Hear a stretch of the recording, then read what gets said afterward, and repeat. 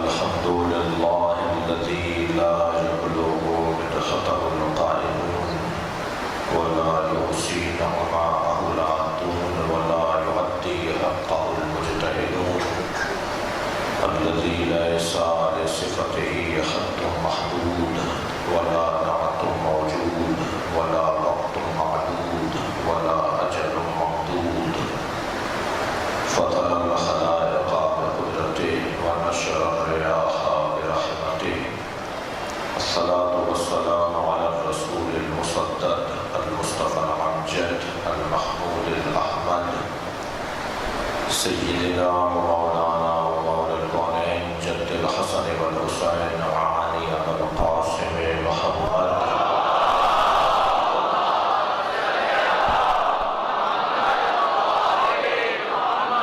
وآله الطيبين الطاهرين المعصومين الذين قال الله إنما يريد الله ليذهب عنكم الرجس أهل البيت ويطهركم تطهيرا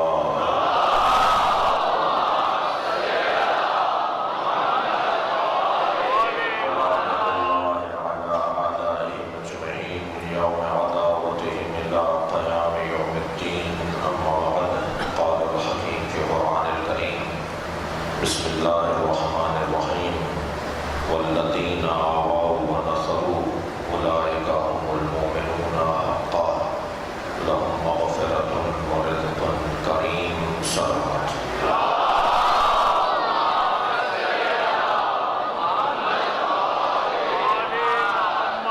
سورہ مبارکہ انفال کی 74ویں آیت کریمہ پروردگار عالم اپنے کلام میں اصحاب پیغمبر اور اعوان پیغمبر کی تعریف کر رہا ہے۔ بڑا مقام ہے ان لوگوں کا جنہوں نے پیغمبر کی مدد کی، بڑی عظمت ہے ان لوگوں کی جنہوں نے سرکار دو جہاں کی حمایت کی، بڑا مقام ہے ان لوگوں کا جنہوں نے نبی مکرم کی کار رسالت میں آپ کی حمایت کی۔ بہت برا وقت تھا، بہت مشکل وقت تھا، بہت پریشانیوں کا وقت تھا، سخت وقت تھا۔ اس وقت میں جن لوگوں نے سرکار کا ساتھ دیا ان کی عظمت قرآن مجید میں روشن ہے۔ اللہ اس کائنات میں اگر کسی کو دیکھتا ہے تو وہ نبی کو دیکھتا ہے، اور نبی مکرم جسے دیکھیں اللہ اسے پسند کرتا ہے۔ گویا اللہ کے نزدیک اللہ کے نزدیک اگر عظمت ہے تو وہ سرکار دو جہاں کی ہے، اور جس نبی کی بھی عظمت قرآن مجید میں بیان ہوئی ہے ان سارے نبیوں نے آخری نبی کے آنے کی بشارت دی ہے۔ مولا علی علیہ السلام کا وجود بھی صاحب عظمت اس وجہ سے ہے کہ وہ نبی کے پیارے تھے۔ اہل بیت کا مقام بھی اگر بلند ہے تو اس وجہ سے کہ اہل بیت پیغمبر ہیں۔ اصحاب پیغمبر کا بھی اگر مقام بلند ہے تو اس وجہ سے کہ اصحاب پیغمبر ہیں، یعنی جتنی نسبتیں ہیں وہ سب پیغمبر سے ہیں۔ اور بعض افراد تو جب عقلی دلائل سے اللہ کو نہیں سمجھ پاتے تو کہتے ہیں ہم اللہ کو بھی اسی لیے مانتے ہیں کہ پیغمبر انہیں مانتے ہیں۔ بہت سے لوگوں کو صلوات پڑھیں اللہ محمد۔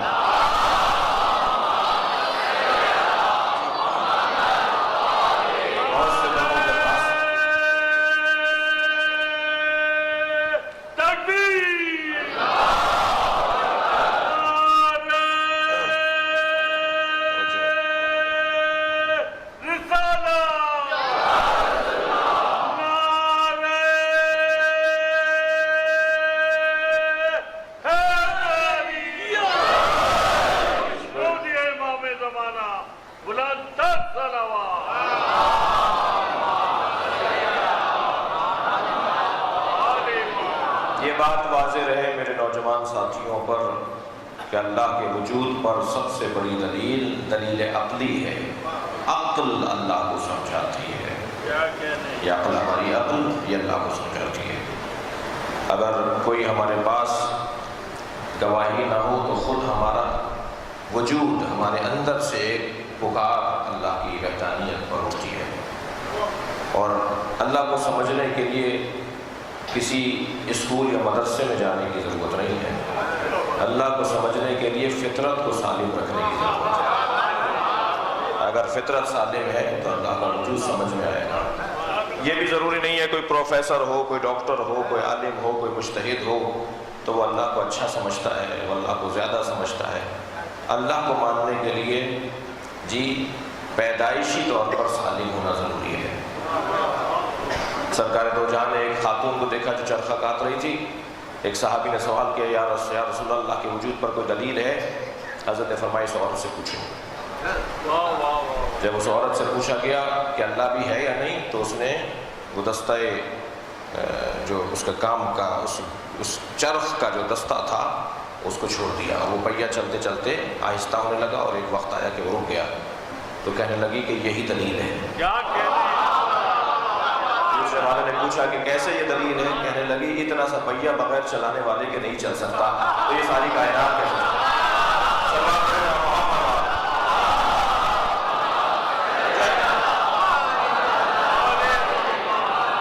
اللہ کے وجود پہ دلیل اندر سے ہے.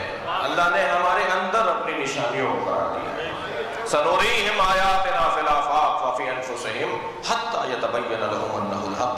ہم پوری کائنات میں اپنی نشانیوں کو رکھیں گے اور اس کے نفس میں, انسانوں کے نفوس میں اپنی نشانیوں کو رکھیں گے. یہ اپنے اوپر غور کرتے چلے جائیں, انہیں اللہ سمجھ میں آ جائے گا. میں تو کہتا ہوں کہ اگر صرف ہم آئینے کے سامنے کھڑے ہو کر کچھ دیر اپنے اوپر غور کر لیں تو نہ صرف اللہ سمجھ میں آ جائے گا, رسول بھی سمجھ میں آ جائیں گے, علی بھی سمجھ میں آ جائے گا.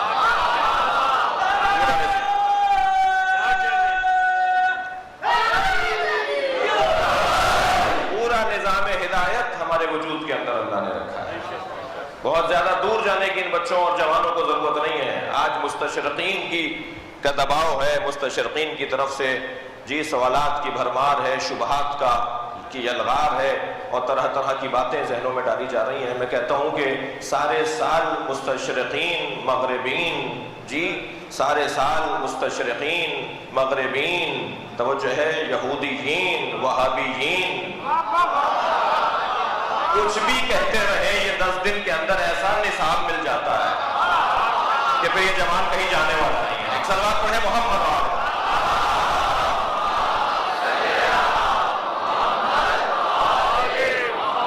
بہترین نظام ہدایت اور نظام تربیت ہے امام حسین کی یہ مجلس.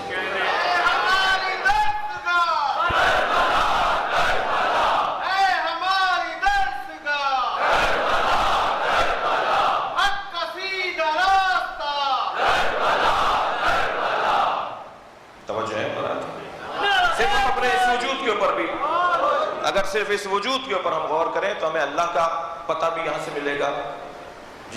اللہ کی نشانیاں بھی ہمارے وجود میں ہیں, اور نہ صرف اللہ کے وجود پر اللہ کی صفات بھی ہمارے اندر سے جھلکتی ہیں. ہم اپنی قدر کریں ہمیں اللہ نے کیا بنایا ہے. آسمان ایک طرف, آپ میں وہ سب ایک طرف, زمین ایک طرف, آپ ایک طرف, آپ میں سے فرد ایک طرف, ستارے ایک طرف, سورج ایک طرف, چاند ایک طرف, ہم میں سے فرد ایک طرف. بلکہ میں کہوں یہ سب کچھ ایک طرف اور ہم ایک طرف. پروردگار عالم نے ہمارے وجود میں اتنی نشانیاں اور اتنی آیتیں قرار دی ہیں کہ جس کو سمجھنے کے لیے اگر انسان توجہ کر لے, زیادہ دور زحمت کرنے کی ضرورت نہیں ہے, زیادہ دقت کی ضرورت نہیں ہے, بہت پریشانی اٹھانے کی ضرورت نہیں ہے, صرف توجہ کی ضرورت ہے.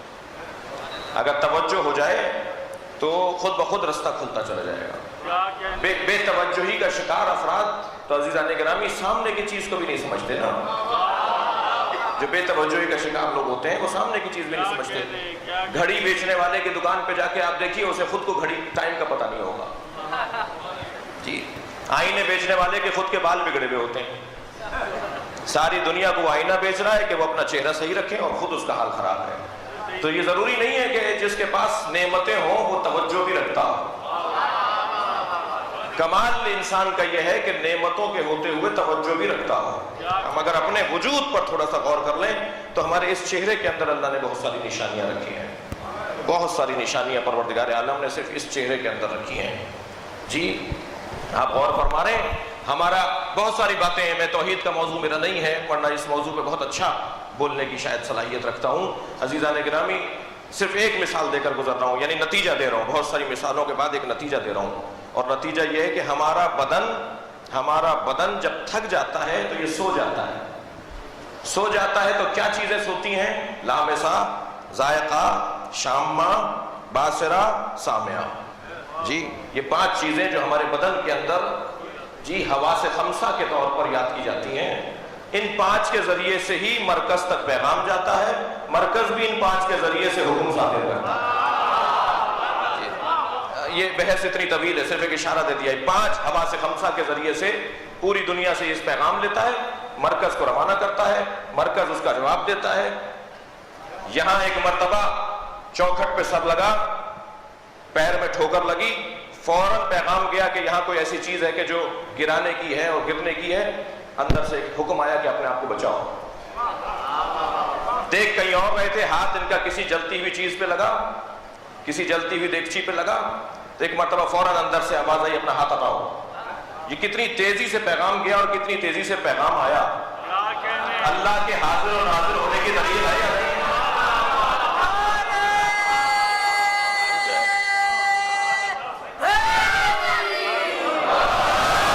اللہ محیط ہے پوری کائنات پر, اس کے اوپر دلیل ہے یا نہیں؟ یہ دلیل بات ہے.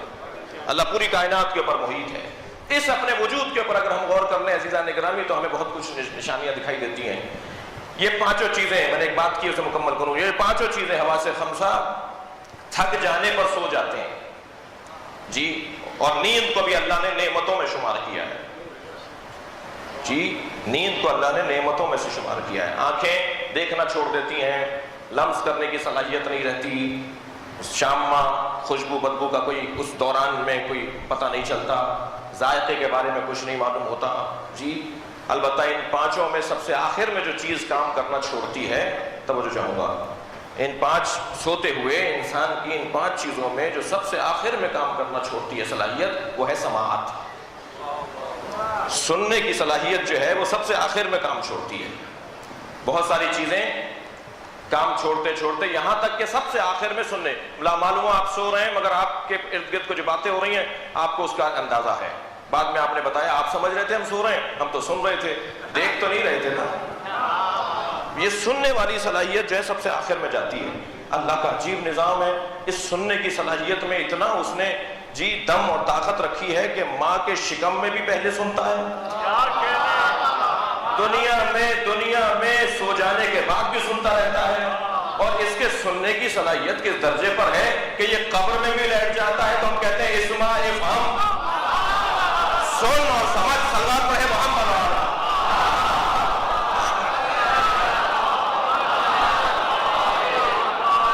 یہ سننے اور سننے کی صلاحیت قبر میں بھی رکھتا ہے, ماں کے شکم میں بھی رکھتا ہے. اب مجھے ایک جملہ کہنے دیجئے, ڈاکٹر حضرات ذرا توجہ چاہوں گا ان سے. ماں کے شکم میں بچہ سب سے پہلے سننے کی صلاحیت کو لے کر آتا ہے, ابھی دنیا میں آتا نہیں ہے, سن رہا ہوتا ہے. سید رضی سید مرتضیٰ سے ان کے استاد شیخ مفید نے کہا کہ جب میں تمہیں پڑھاتا ہوں تو تم پہلے آگے سے آگے مجھے بتا دیتے ہو کہ میں یہ پڑھانے جا رہا ہوں. توجہ کر رہے ہیں؟ تو کہا ذرا اپنی والدہ سے پوچھ کے آنا کہ ماجرا کیا ہے. تو اپنی والدہ سے پوچھنے گئے, کہا کہ اماں ہمارے استاد کہتے ہیں کہ جب ہم تمہیں تو درس پڑھاتے ہیں تو تم ہم سے پہلے ہی سمجھ رہے ہوتے ہو, تمہیں پہلے ہی پتا ہوتا ہے کہ میں کیا پڑھانے جا رہا ہوں. تو کہنے لگے کون سی بحث پڑھا رہے ہیں, کون سی کتاب پڑھا رہے ہیں؟ استاد تمہارے شیخ مفید. کہنے لگے فلاں بحث پڑھا رہے ہیں, فلاں کتاب پڑھا رہے ہیں. کہنے لگے ہاں جب یہ کتاب تمہارے والد پڑھا رہے تھے اور تم میرے شکم میں تھے تو میں کھڑکی کے پاس بیٹھ کر ان کا درس سنا کرتی تھی. تم دنیا میں آنے سے پہلے ہی درس سن چکے ہو. عزیزان گرامی, ہمارا دشمن اتنا بے وقوف ہے, ہم سے امام حسین کا نام چھڑوانا چاہتا ہے. ہمارا دشمن اتنا بے وقوف ہے, یہ ہم سے امام حسین کا نام چھیننا چاہتا ہے. جو لوگ دنیا میں آنے سے پہلے حسین سے آشنا ہو, وہ دنیا میں آنے کے بعد حسین سے دور کیسے ہو سکتے ہیں؟ صلوات پڑھے محمد والا.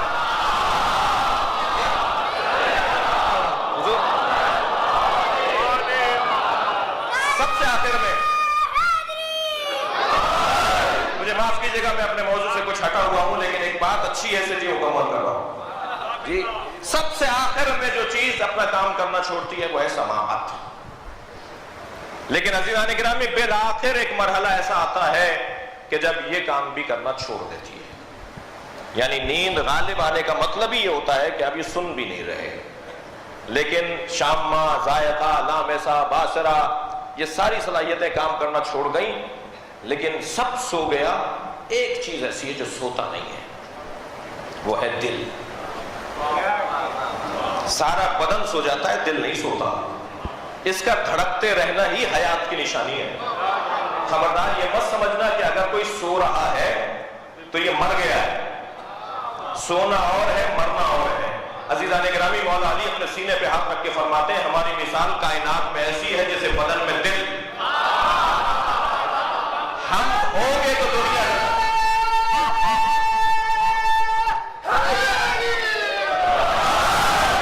इमामत भी समझ में आती है हमारे बदन से, इमामत भी हमारे बदन से समझ में आती है, हमारे वजूद से समझ में आती है, अकीदा तौहीद भी समझ में आता है। मिसाल तकरारी है, उससे कुछ बेहतर करके पेश कर रहा हूं। चंद साल पहले इसे ज़खाने में कह चुका हूं। हम एक जगह बैठे हुए थे, एक साहब कहने लगे, साहब आप लोगों की बातें हमें समझ में नहीं आती। बहुत से लोगों को हमारी बातें समझ में नहीं आती जी। हमारा मातम समझ में नहीं आता, हमारा रोना समझ में नहीं आता, हमारे काले कपड़े समझ में नहीं आते, हमारे अलम समझ में नहीं आते। अलबत्ता मुझे उनके ऊपर कोई तनकीद नहीं करनी, मैं सिर्फ इतना कहूँगा कि समझ में जब आएगा जब आप गौर करेंगे। ये वादी इश्क है, ये वादी मोहब्बत है, ये नजरियाती वादी है, ये एक तहरीक है, ये एक सकाफत है, ये एक तहजीब है, और तहजीबों की खातिर कुर्बानियाँ दी जाती हैं, सकाफतों की खातिर कुर्बानियाँ दी जाती हैं। इन्हें समझने की ज़रूरत है। वादी इश्क है।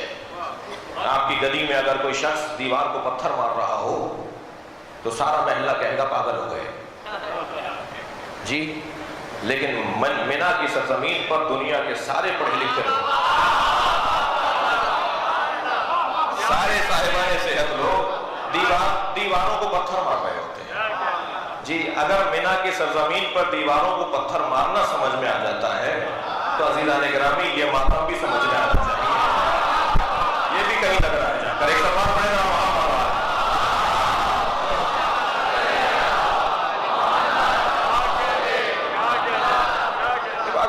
बहुत सारी बातें हमारी समझ में नहीं आती। दावत फिक्र दे रहा हूं लोगों को, जरा गौर करें। ये आशिकों का कारवान है, ये आशिकों का काफिला है जी। हमने कहा साहब जब इमाम ज़ुहूर फरमाएंगे तो हजरत की उम्र 40 साल की होगी। कहने लो हमारी बात साबित हो गई। हम ही तो कह रहे थे कि अभी पैदा नहीं हुए हैं, दुनिया में नहीं आए हैं, उनकी विलादत होनी है। हम ही तो कह रहे थे, तुम कहते आ रहे हो कि 1150 साल पहले दुनिया में आ चुके हैं।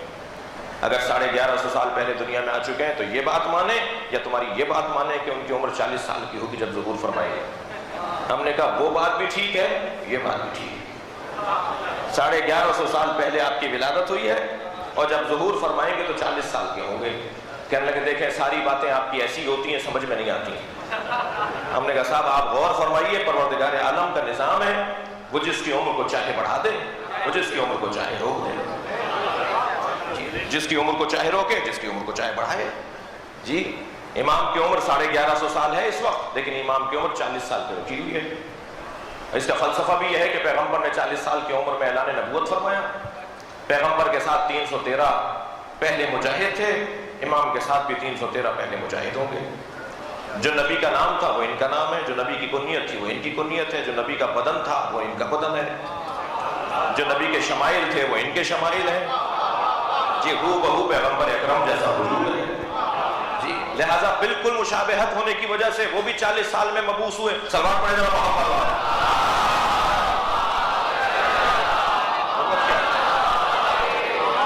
ये भी जब ऐलान इमामत फरमाएंगे, ज़ुहूर फरमाएंगे तो 40 साल की उम्र होगी। कहने लगे बात हमारी समझ, आपकी समझ में नहीं आ रही, ये कैसे मुमकिन है कि 1150 साल का हो और वो 40 साल का दिखाई दे और 40 साल पर उसकी उम्र रुक जाए। मैंने कहा साहब ये अल्लाह का निज़ाम है, अल्लाह की कुदरत है, अल्लाह जिसको चाहे बढ़ाए, जिसको चाहे उम्र रोक दे। कहने लगे होता नहीं है। मैंने कहा सबसे ज्यादा यही होता है کہا کیسے ہوتا ہے؟ میں نے کہا جی آپ اپنے چہرے کو ذرا آئینے میں جا کے دیکھیے، آپ کی عمر 70 سال کی ہے، 70 سال پہلے جب دنیا میں آئے تھے تو سر کے بال بھی لے کر آئے تھے اور بھووں اور پلکوں کے بال بھی لے کر آئے تھے، لیکن 70 سال میں اگر آپ نے سر کے بال نہ کاٹے ہوتے تو اب تک ایڑیوں تک آ گئے ہوتے، لیکن آپ نے آج تک نہ پلکوں کے بال کاٹے نہ بھووں کے بال کاٹے۔ عمریں دونوں کی ایک ہیں، ایک بڑھ کر بتا رہی ہے، ایک رک کر بتا رہی ہے اللہ کو۔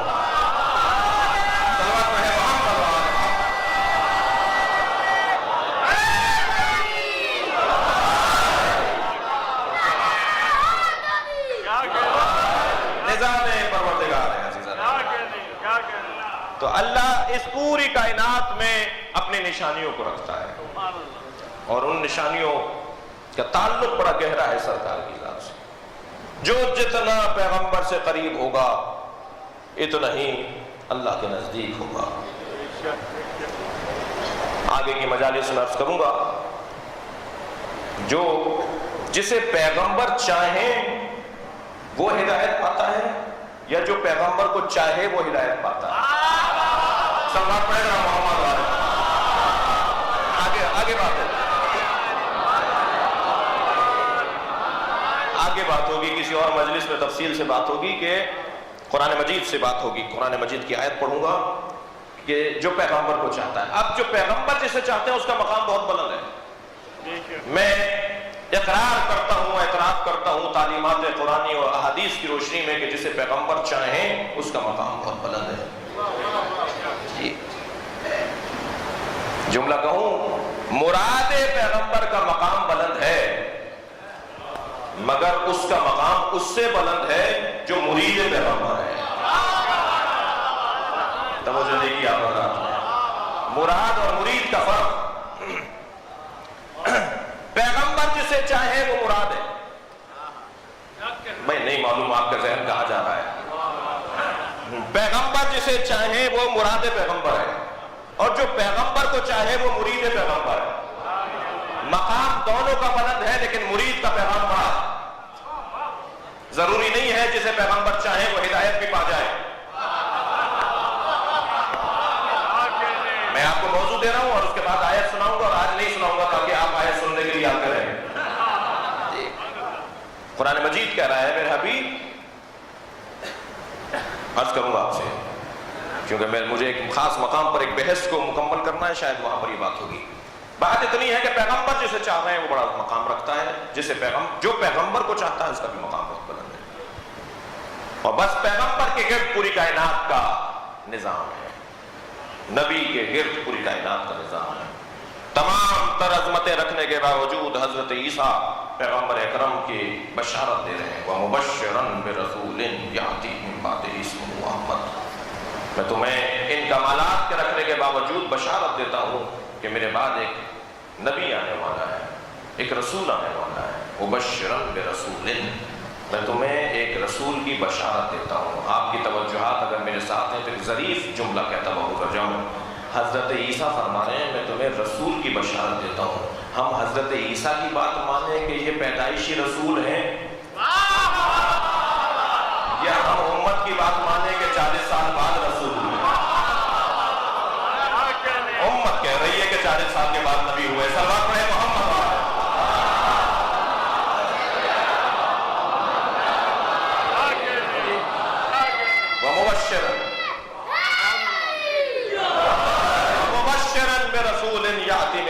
اسمہ احمد، سب نبیوں نے نبی مکرم کی عظمت کا بیان کیا ہے۔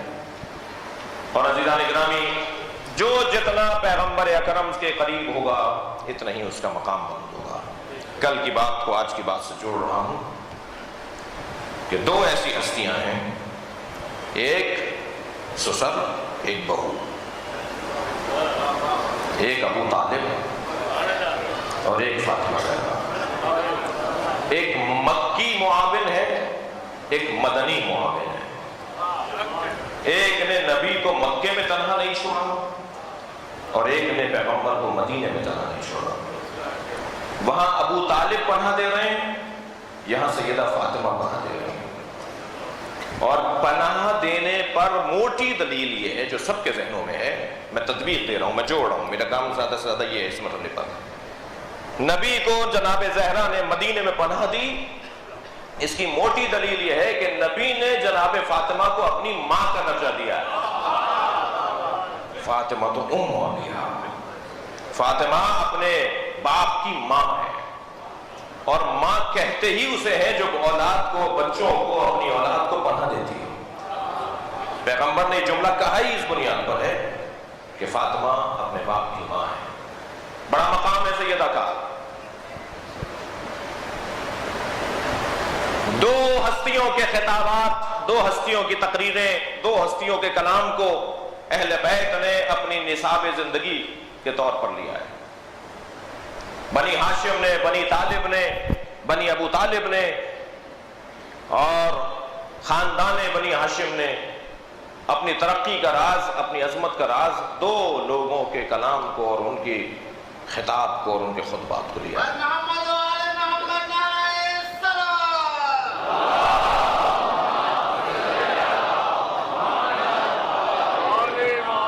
جب جناب زید شہید کو حجاج ابن یوسف نے گرفتار کیا جی، تو حجاج ابن یوسف نے حضرت یحییٰ ابن زید، حضرت زید شہید، زید ابن علی، ان ہستیوں کو جب شہید کیا تو حضرت زید سے اس نے، زنجیروں میں جکڑے ہوئے تھے، ہونٹ کٹ چکا تھا، زخم بدن پہ بہت سے تھے گرفتاری کے موقع پر، اور جب لا کر دربار میں کھڑا کیا گیا تو حجاج ابن یوسف نے کہا کہ بہت علی علی کہتے ہو، بہت علی کا نام لیتے ہو، اب کیسا لگ رہا ہے؟ کہاں ہے علی جو بچائیں تمہیں؟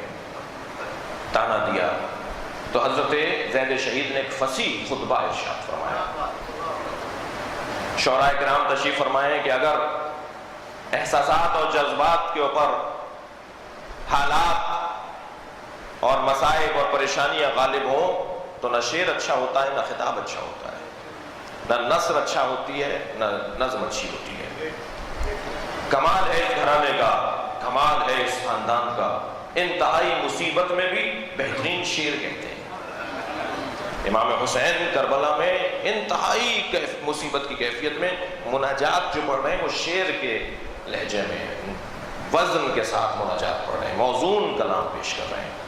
ترکت الخلق طرا لہواک واتمت العیال علیک اراک، شعر ہے نا یہ، نہیں میں نے ساری مخلوق کو یا اللہ تیرے لیے چھوڑ دیا۔ جب سب شہید ہو گئے، حضرت علی اصغر کا لاشا دفنا کے جب کھڑے ہوئے تو پھر یہ کہا آپ نے، فرمایا میں نے ساری مخلوق کو تیرے لیے چھوڑ دیا، واتمت العیال علیک اراک، اور اب میں اپنے بچوں کو، اپنی سکینہ کو یتیم کر رہا ہوں تاکہ تجھے دیکھ سکوں، تیرا دیدار مجھے نصیب ہو جائے۔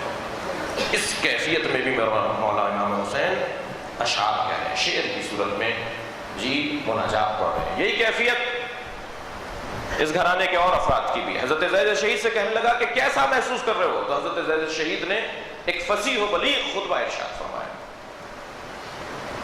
فصیح و بلیغ خطبہ ارشاد فرمایا جس میں ہر ایک جملے کے بعد مولا علی کی شان میں ایک آیت کی تلاوت ہوتی تھی۔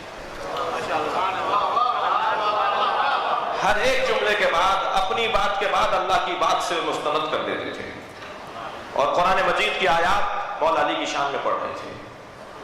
تو آواز آئی علی کے علاوہ کوئی اور بات کرو، جملہ محسوس کریں گے حضرت زید شہید کا کیا ہے۔ ایک آواز آئی دربار میں سے کہ علی کے علاوہ کوئی اور بات کرو، تو بہت ہی انتہائی فصاحت کے ساتھ جواب دیا، تم نے ذکر علی چھیڑا ہے، تم نے کہا ہے، تم نے کہا ہے کہ علی کیسے محسوس ہو رہے ہیں، علی کہاں ہے، اب علی کا کیسے ذکر کرو گے، علی تمہیں بچانے نہیں آئے جی۔ تو حضرت زید شہید نے فرمایا تم نے کہا ہے کہ علی کا ذکر کروں، میں علی کا ذکر اس لیے کر رہا ہوں۔ اور دوسرا جملہ فرمایا اتنہانا عن تلاوت القرآن، تم مجھے تلاوت قرآن سے روکتے ہو یا ذکر علی سے روکتے ہو؟ یہ ذکر علی ہے جس کو میں قرآن سے پڑھ رہا ہوں جی۔ تو زید شہید نے جب یہ جملے کہے تو حجاج ابن یوسف نے کہا کہ تم بنی ہاشم، خاندان بنی ہاشم اتنے فصیح و بلیغ کیسے ہوتے ہو؟ فصاحت و بلاغت تمہارے ہاں اتنا کیوں ہوتی ہے، ایسے کیوں ہوتے ہو؟ کہاں سے سیکھ گیا ہے تم نے بولنا؟ یہ الفاظ کہاں سے آتے ہیں؟ یہ تمہارے اندر جرأت کیسے آ جاتی ہے؟ تو بے ساختہ فرمایا دیوان ابو طالب سے اور خطبہ فاطمہ زہرا سے۔ صلوات پڑھے محمد۔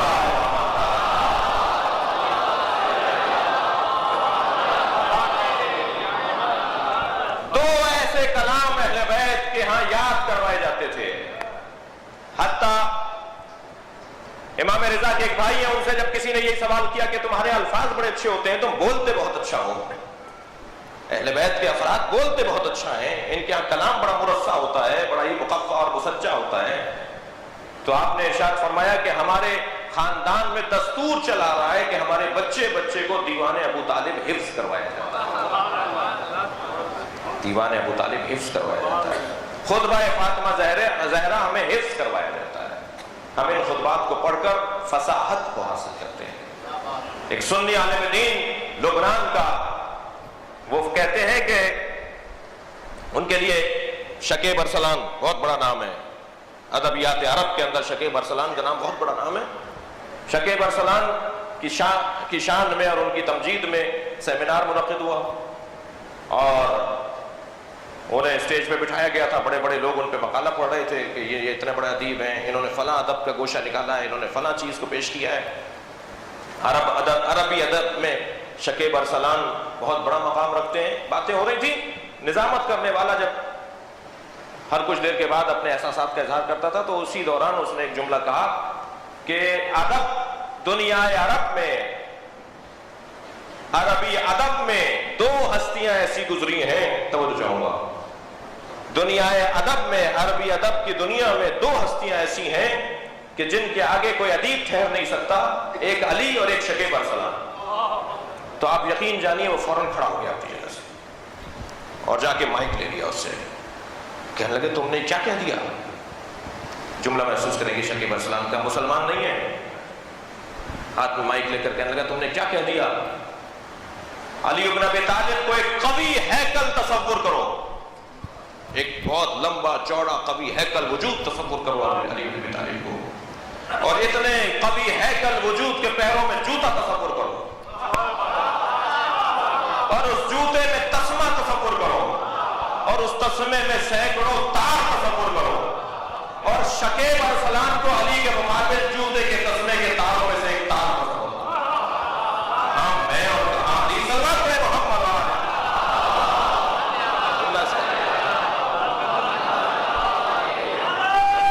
بات آگے بڑھے گی۔ یوں ہی اہل بیت عصمت و طہارت کے قریب لوگ مجبوراً نہیں ہیں، لوگ مجبوراً ہیں اہل بیت کے قریب، کوئی رستہ ہی نہیں ہے، کوئی دروازہ ہی نہیں ہے جو جا کر تسکین پائے۔ مولا علی کے علاوہ، اہل بیت پیغمبر کے علاوہ کوئی جگہ نہیں ہے جہاں جا کے انسان کے وجود کو تسکین ملے، اس لیے کہ ائمہ اہل بیت نے جو خدمت کی ہے، خود مولا کائنات نے، جناب ابو طالب نے، جناب زہرا نے فن کا استعمال کیا ہے، اور فن کا مقابلہ فن سے ہو سکتا ہے، بس جملہ لے رہے ہیں آپ بات میں کیا کہہ رہا ہوں، فن کا مقابلہ سوائے فن کے نہیں ہو سکتا۔ اہل بیت عصمت و طہارت کے دروازے پہ آج آنے پر دنیا مجبور ہے، کہیں اور نہیں جا سکتی۔ نہج البلاغہ کو اور صحیفہ سجادیوں کو کسی اور کے نام کے ساتھ جوڑ کر یہ کاروان زیادہ نہیں چلے گا، بہت عرصے تک یہ نہیں کر پاؤ گے، اس لیے کہ نہج البلاغہ پکار کر بتاتی ہے کہ بولنے والا بھی کوئی ہونا چاہیے، صحیفہ سجادیہ کی دعائیں بتاتی ہیں کہ بولنے والا کون ہونا چاہیے۔ جو آج خیانتیں ہو رہی ہیں معاشرے کے اندر، وہ زیادہ دیر چلنے والی نہیں ہے، کوئی ٹینشن کی ضرورت بھی نہیں ہے، کوئی جواب دینے کی ضرورت نہیں ہے کہ فلاں صحیفہ سجادیہ کو فلاں کے نام کے ساتھ جوڑ دیا ہے، کیا پریشانی ہے جی؟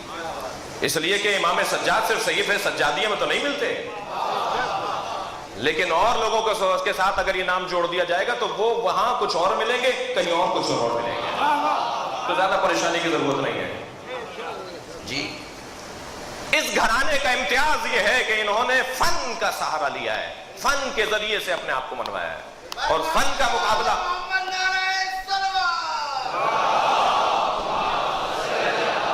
فن کے بغیر ممکن نہیں ہے۔ لاؤ ادب کو سامنے لاؤ۔ حضرت ابو طالب نے پورا دیوان حضرت ابو طالب کا موجود ہے، اور جناب زہرا کا کہ 6 خطبے موجود ہیں، ان 6 خطبوں میں بی بی نے ایک خطبہ آپ نے مردوں سے خطاب کیا ہے، اور 5 خطبے جناب زہرا نے عورتوں سے خطاب کیے ہیں۔ جناب زہرا مؤسس تشیع ہیں، جناب فاطمہ زہرا بنیاد رکھنے والی ہیں تشیع کی، شیعت بغیر فاطمہ کے تصور میں نہیں آتی. شیعت اور جناب زہرا دو چیزیں نہیں ہیں. شیعہ ہے ہی وہ جو فاطمی ہو، اور فاطمہ زہرا کے نام سے ہی تشیع کی بنیاد ہے. آج اتنا مجمع، آج یہ پوری دنیا میں عزاداری، آج یہ پوری دنیا میں احتجاجی عمل، آج یہ گریہ وزاری کے ذریعے سے اپنے مخالف کو اور اپنے ظلم کرنے والے افراد کو توجہ دلانا، ان کے ظلم کی طرف توجہ دلانا. بند ہو گیا موبائل یا نہیں؟ اور لوگوں سے بھی گزارش ہے کہ عبرت حاصل کریں. ایک سلمان پڑھیں ذرا محمد والے.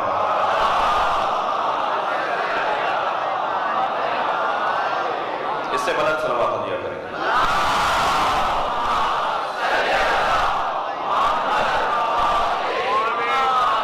تشیع کی بنیاد کس نے رکھی ہے؟ شیعت کی بنیاد کس نے رکھی ہے؟ توجہ چاہوں گا. جناب فاطمہ زہرا نے شیعت کی بنیاد رکھی ہے. تشیع کی بنیاد جناب فاطمہ زہرا نے رکھی ہے. آپ کے بغیر تشیع کا کوئی تصور نہیں ہے. دو کام سیدہ نے کیے ہیں جن کی وجہ سے شیعت کی بنیاد پڑی. ہم سے ناراض ہونے والے ہم سے ناراض نہ ہو. اگر ناراض ہونا ہے تو اس سے ناراض ہو جس سے ناراض ہونا اللہ سے ناراض ہونے کے مترادف ہے.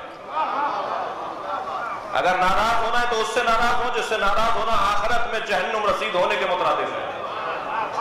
اس لیے کہ واحد ذات ہے جس کے لیے پیغمبر نے فرمایا جس سے فاطمہ ناراض ہے اس سے میں ناراض ہوں، جس سے میں ناراض ہوں اس سے اللہ ناراض ہے. سیدہ کی رضایت معیار رضایت پروردگار بن گئی. سیدہ کی ناراضگی معیار ناراضگی پروردگار قرار پائی. اور تشیع کی بنیاد رکھی ہے. میرا حق بنتا ہے، میرے کو فریضہ بنتا ہے کہ میں ان بچوں کے اور جوانوں کے ذہن میں وہ جملے ڈالوں کہ جن سے یہ جگہ جگہ استفادہ کر سکیں. تشیع کی بنیاد جناب زہرا نے رکھی ہے. دو کاموں کے ذریعے سے، توجہ میری طرف رہے، دو کاموں کے ذریعے سے جناب زہرا نے. ایک مولا علی کی ولایت کا دفاع کر کے، سب سے پہلی مدافع ولایت علی. میں نہیں جانے دوں گی علی کو، میں تمہارے حوالے نہیں کروں گی علی کو. جو علی کا بدن تمہارے حوالے نہ کرے بولی وہ علی کی کرسی تمہارے حوالے کیسے کرے گی؟ وہ علی کی امامت تمہارے حوالے کیسے کرے گی؟ میں فاطمہ کو نہیں دوں گی.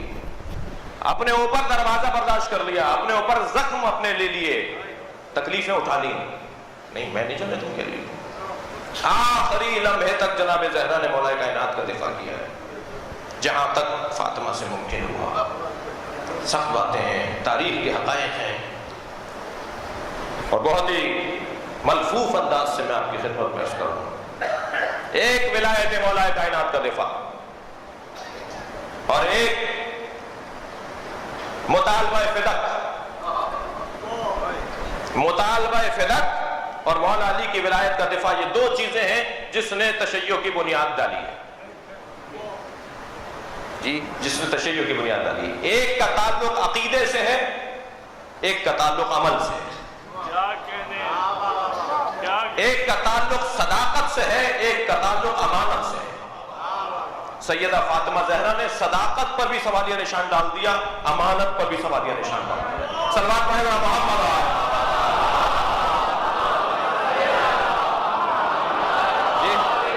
آپ کی توجہات مجھے زیادہ چاہیے، میں بہت زیادہ ملفوظ بولوں گا، اس سے زیادہ کھل کے بات کرنا متحمل نہیں ہے، ضرورت بھی نہیں ہے.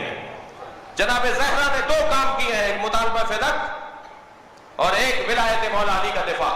ان دو کاموں کے ذریعے سے تشیع کی بنیاد ڈالی ہے. ہم سے ناراض نہ ہو کہ شیعہ علیحدہ کیوں ہے. ہم فاطمہ کے پیچھے چلنے والے لوگ ہیں.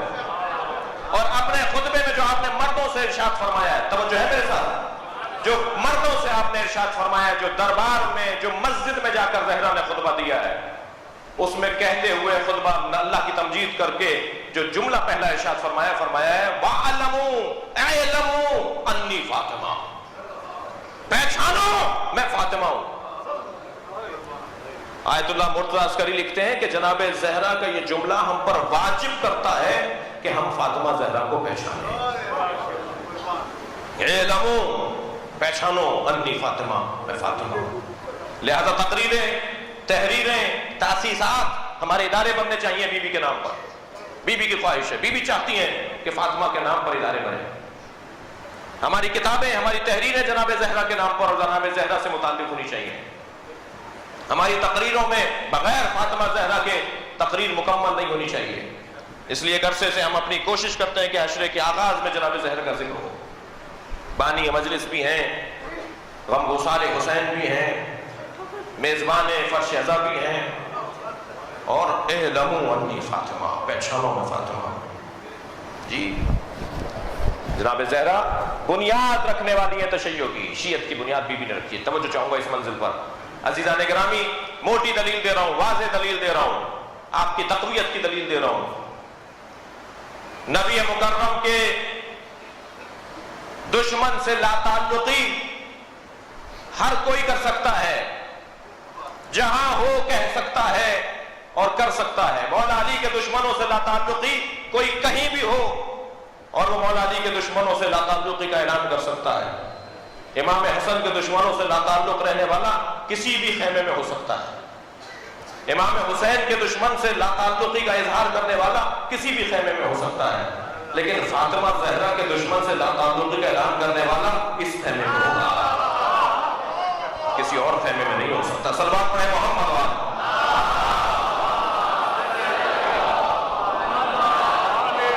آج بھی جناب فاطمہ زہرا سے تعلق جوڑنے والے کو شیعہ کہتے ہیں. کیا کہنے ساغر نقوی صاحب ایک مشہور شاعر تھے. میرے پاس وقت تنگ ہے بھائی، مجھے معاف کیجیے گا. ساغر نقوی صاحب کراچی کے ایک شاعر تھے، وہ مجھ سے بیان کر رہے تھے، اللہ ان کی مغفرت کرے. وہ فرما رہے تھے کہ ایک جگہ وہ قصاب کی دکان پر گوشت خرید رہے تھے. ایک قصائی نے پوچھا تمہارا دوسرے مسلمانوں سے جھگڑا کیا ہے؟ تو ساغر صاحب نے فرمایا کہ ہمارا تو کوئی جھگڑا نہیں ہے.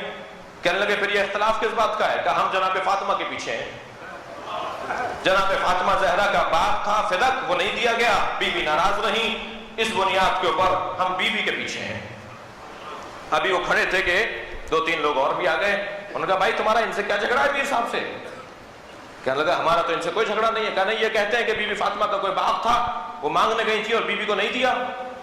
کہنے لگے ہاں تاریخ میں یہ واقعہ ہے، کتابوں میں لکھا ہوا ہے، بی بی گئی تھی لینے کے لیے. پھر کیا ہوا؟ کہنے لگے وہ بی بی کا نہیں تھا. اب وہ کے صاحب کہہ رہے ہیں وہ بی بی کا نہیں تھا، بی بی مانگنے ضرور گئی تھی مگر وہ باغ بی بی کا نہیں تھا. تو ایک مرتبہ بھونڈے سے، روکھے سے الفاظ میں جی اس قصائی نے ایک جملہ کہا جو اچھا جملہ ہے. کہنے لگا نبی کی بٹیا تھی، نہیں بھی تھا تو دے دیتے.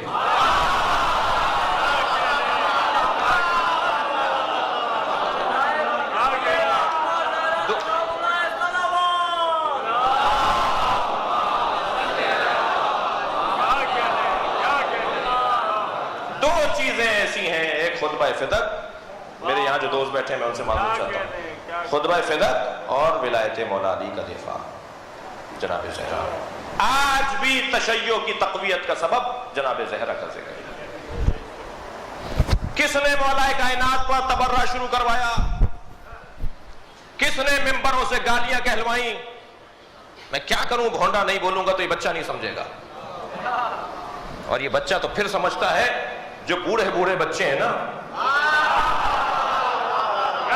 کس نے مولا کائنات پر ممبر سے گالیاں کروائیں؟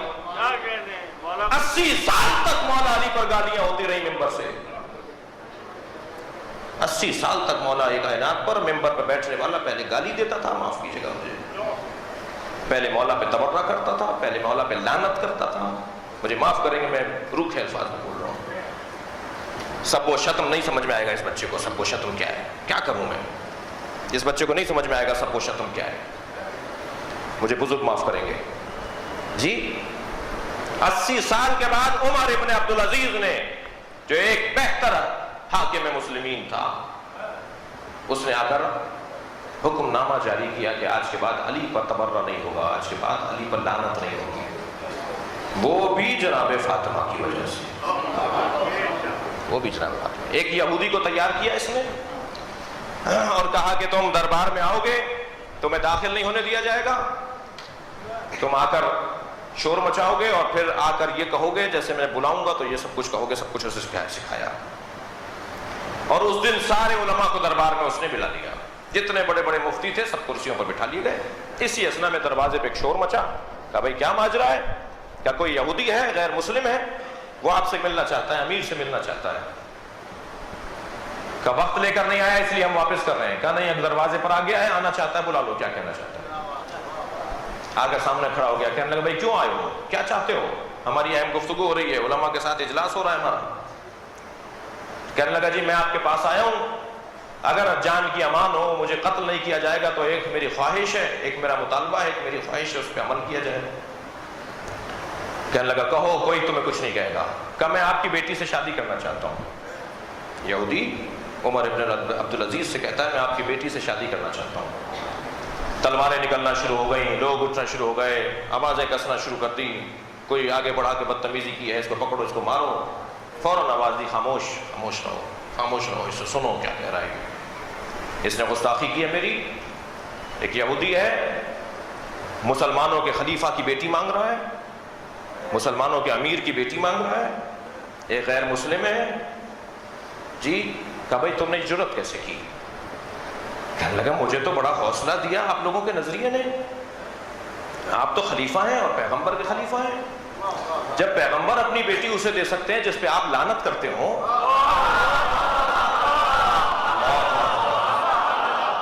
تو آپ تو پیغمبر کے خلیفہ ہیں، تو آپ اپنی بیٹی مجھے کیوں نہیں دے سکتے؟ تو ایک مرتبہ گردن جھکا کے رونا شروع ہو گیا عمر بن عبدالعزیز، اور بہت دیر تک روتا رہا.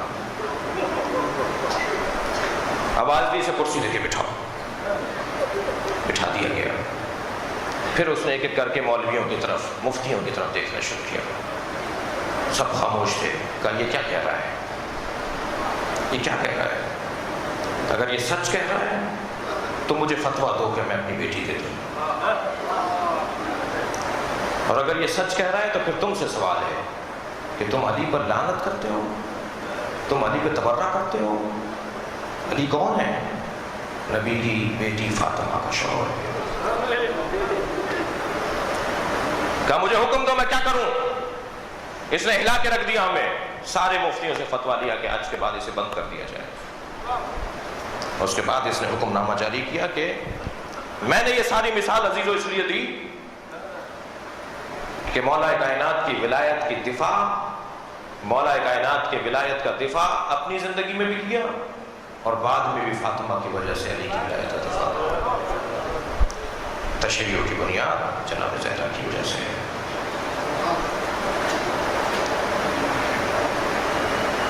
چلیے کچھ دیر کے لیے اس قبر میں چلیے جہاں حسین رخصت ہوا ہے. راوی کہتا ہے کہ امام حسین کو بلایا گیا دربار ولید میں.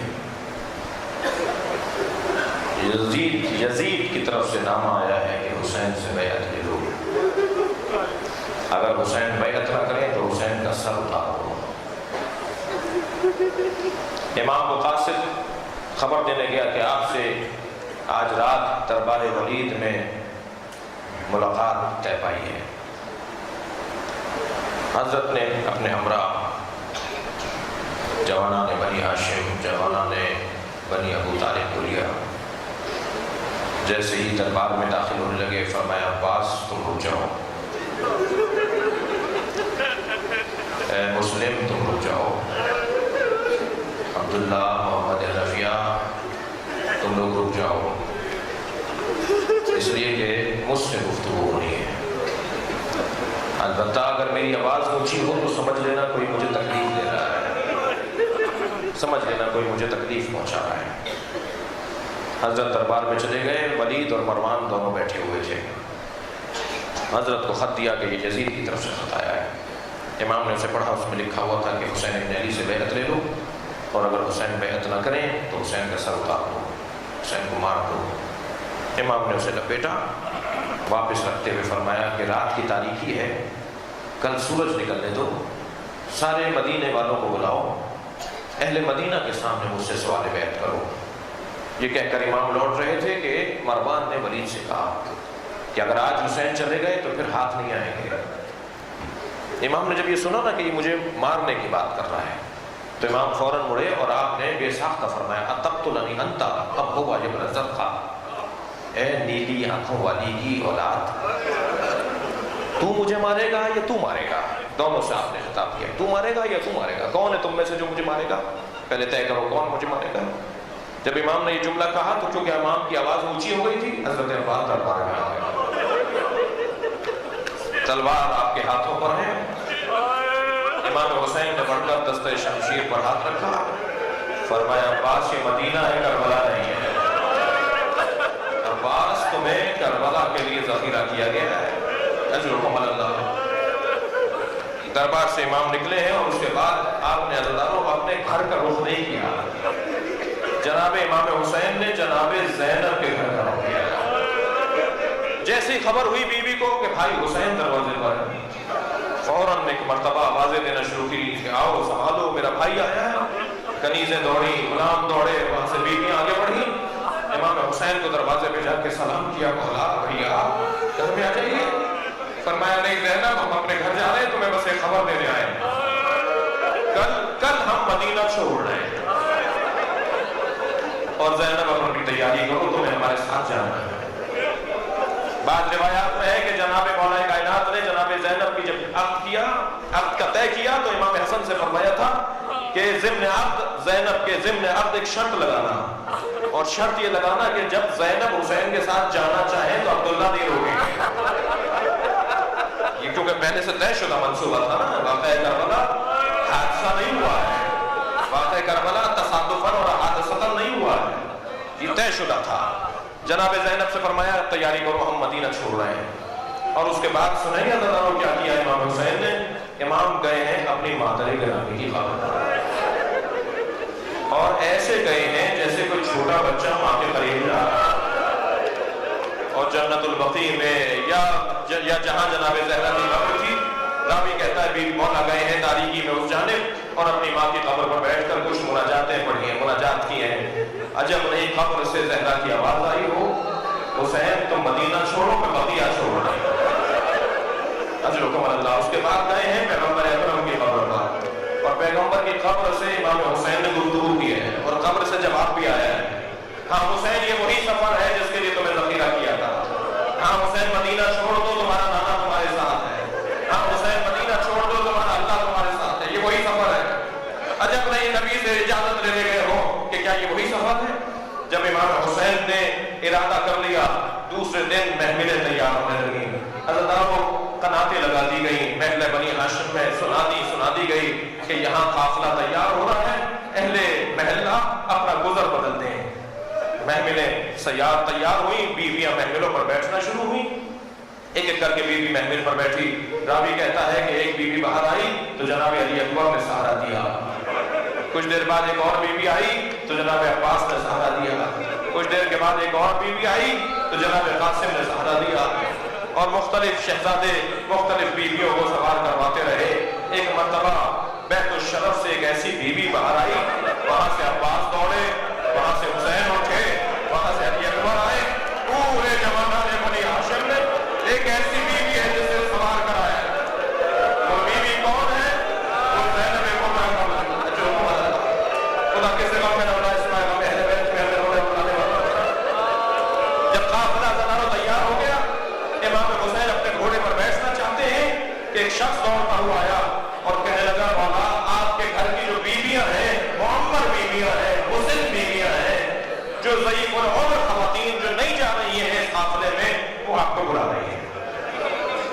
آپ کی پھوپھی ام ہانی آپ کو بلا رہی ہے, آپ کی ماں جناب ام البنین آپ کو بلا رہی ہے, آپ کی نانی جناب ام سلمہ آپ کو بلا رہی ہے.